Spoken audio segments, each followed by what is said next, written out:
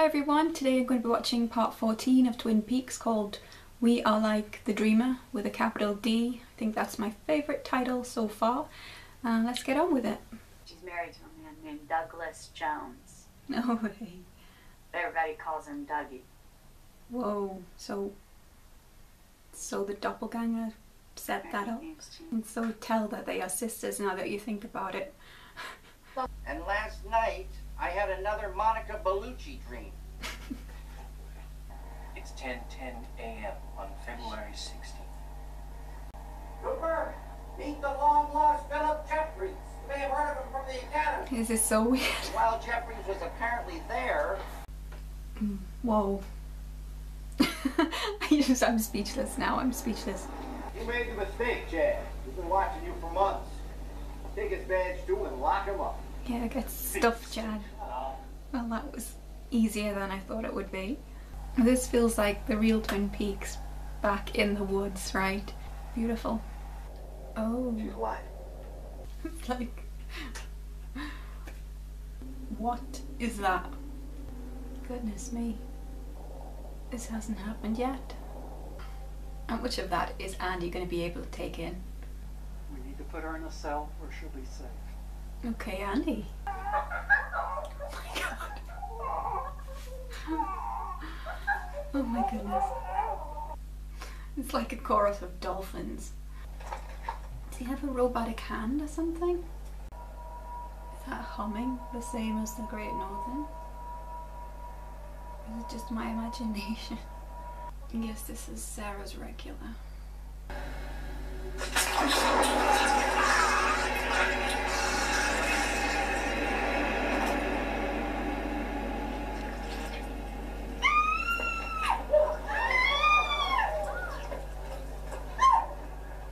What the hell? What happened? He just fell over. I don't know. What? He goes and mouth. He goes and hangs his head. She Audrey's daughter. Let's just gush him like a waterfall. We didn't know what the hell was going on with Is him. this reality or a dream? Was there? Getting a strong Mulholland Drive vibe from this scene. It's like there's two realities. Okay, just finished that episode. Very strange episode indeed. Very, very strange. I don't even know where to begin with that. The Sarah Palmer scene was just mind-blowing. What the hell was going on there? Whoever would expect something like that to happen? And you couldn't have imagined that in a million years. What was going on there? She took her face off the same as Laura took her face off when she was in the lodge, and there was something inside of her. What does that mean? Is she some kind of being? Is she the same kind of being as from the lodge? Was she assigned to be a mother figure to Laura? Was she assigned to protect Laura? Was she... Oh, I'm trying to wrap my head around this.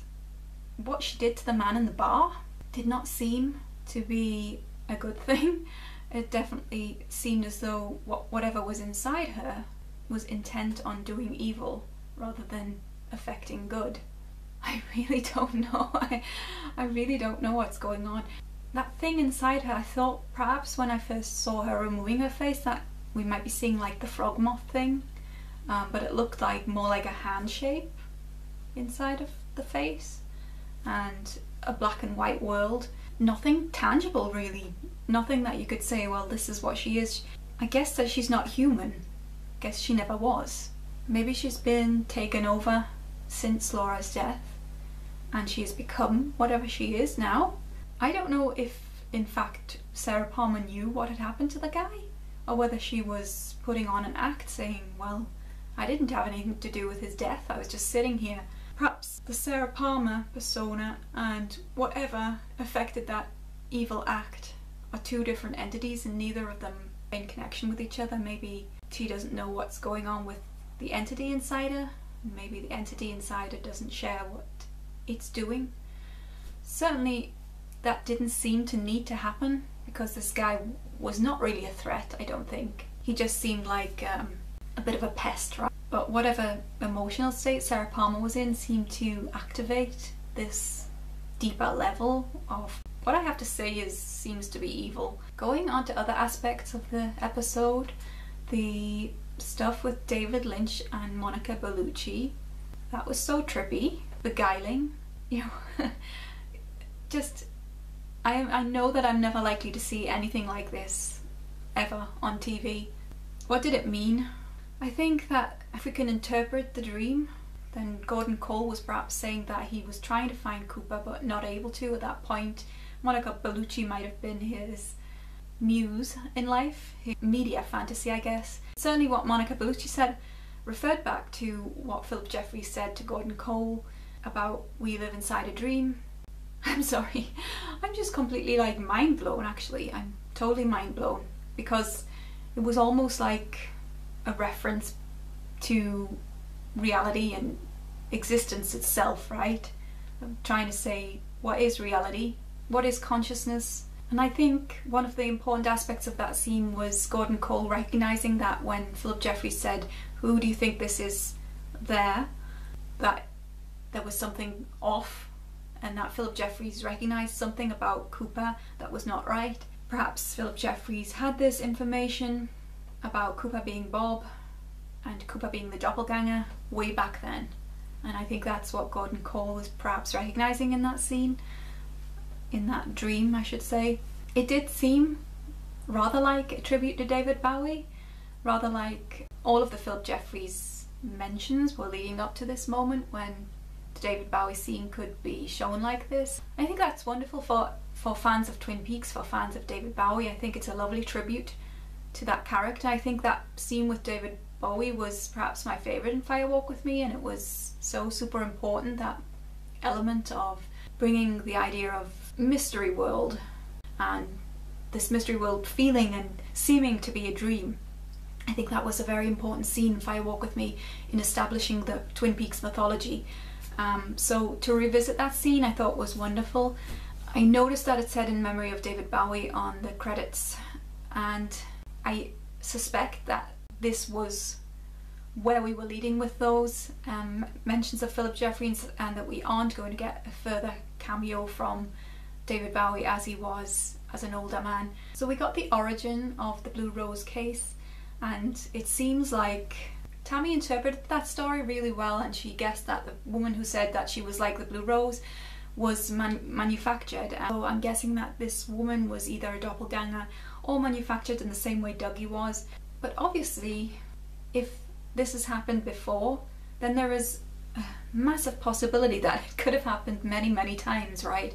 I kind of thought that Cooper was unique in the fact that his doppelganger was out in the world somewhere, and I thought that because only Cooper and Annie had visited the Black Lodge, and I thought that was the only way that the doppelgangers could leave the lodge, if somebody had visited the lodge with a physical body, if you know what I mean.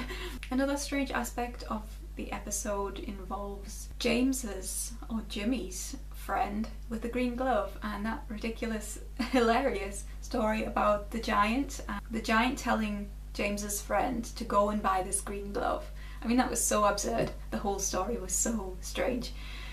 But clearly this young lad has been set up to have this important role in whatever's about to happen. He has this super strength hand, which I'm guessing will play a huge part in the events to come. That scene with James going into the warehouse and hearing that strange hum was a bit weird, because it seemed to be the same hum that was being heard in the Great Northern. So I'm wondering what that means. Does it just mean the hum is emerging around people who are important, who are going to be important in this whole storyline, who are going to play a huge part in trying to stop evil Coop?